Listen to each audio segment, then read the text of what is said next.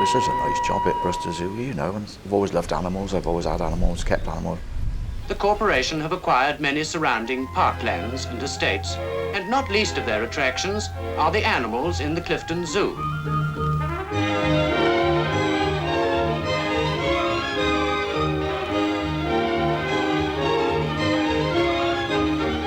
I don't know what it's like with them now. We had tons and tons of fun, especially if we're working with Dom. I mean, he was a bundle of laughs.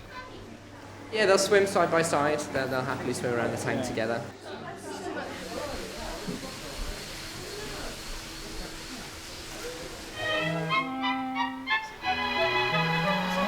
There he is. Is that Alfred? Yeah, I think it must be. Yeah.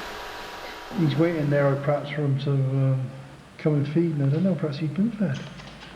Apparently they like to sit alone and they don't like to be disturbed.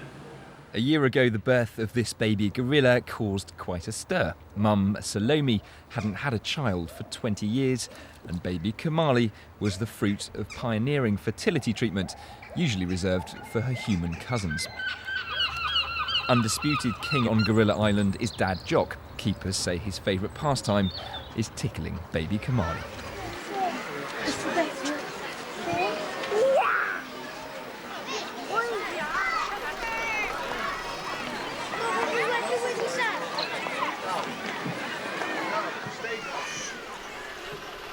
Anyone remember the Monkey Temple? Yes, indeed, yeah. That's all gone now, that's a garden now, isn't it? Yeah, I remember that. Daniel!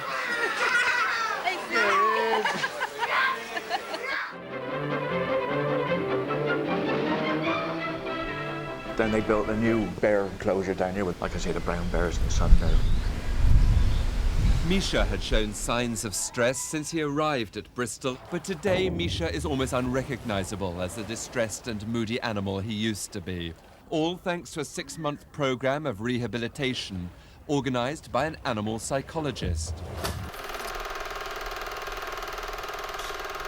The new seal and penguin exhibit at Bristol Zoo is the biggest project it's ever undertaken and will cost £2 million, but it won't be completed until May next year.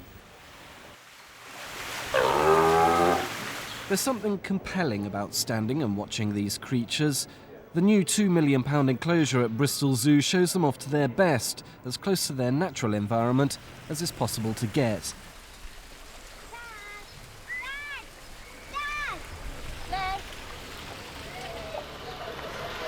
Giraffes in the background. His name was Paul, the male giraffe. Were you here when Paul was around? No, I don't think so. Yeah, he was quite a handful at the time. Paul. Where's that big one?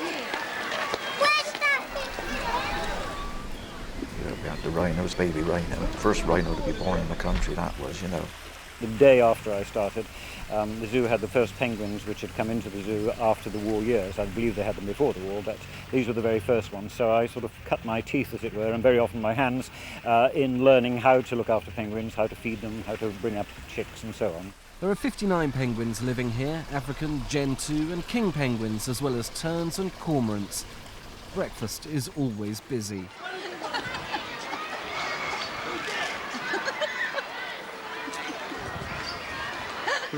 And then when any of the cubs were born, my mother used to have them at home and bottle feed them. So we always had plenty of cubs and play with and enjoyed that.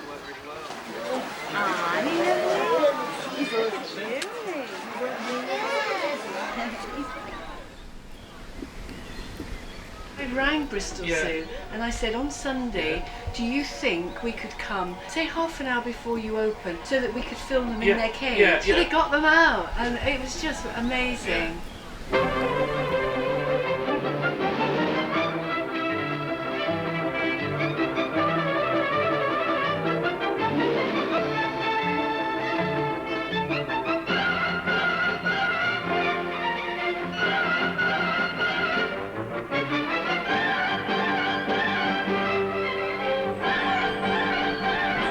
It's a very beautiful place to work in. But after 50 years, one couldn't really leave a place like this.